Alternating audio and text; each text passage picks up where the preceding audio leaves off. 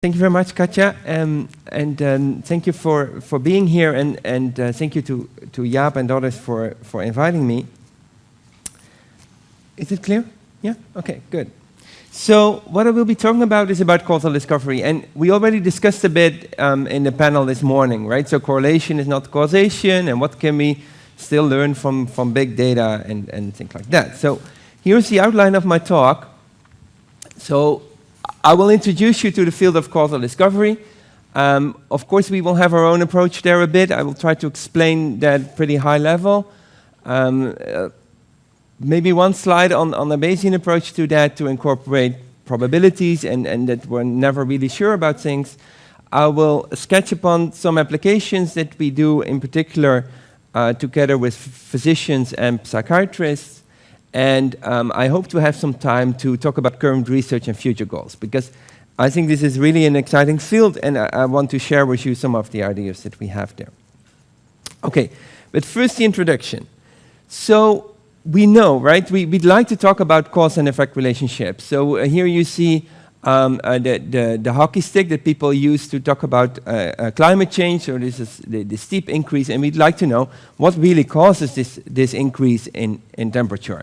We don't so much care that it's there, but we'd like to see why it's there, because then we can try and intervene and try to prevent it to increase even further. Here is maybe another example. So this is throat cancer, and what you can see here is that the incidence for females remains more or less the same over the years, whereas for males it starts to increase. Nobody knows why. And we'd like to know why. We don't care just to see this, but we'd like to know why it occurs. This is a very interesting example where people studied violence of juveniles, and they noticed that with the advent of violent video games, violence on the street decreased. And they tried to find an explanation for that as if assuming that giving juveniles an outlet through violent video games reduces their need to go on the street and be violent over there. So, well, it's hard to tell, but we'd like to think about those data in terms of cause and effect. Here is the, you could say, famous example of smoking and lung cancer.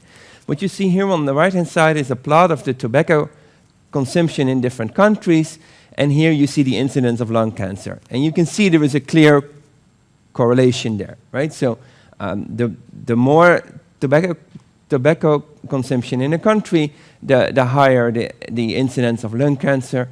Do we see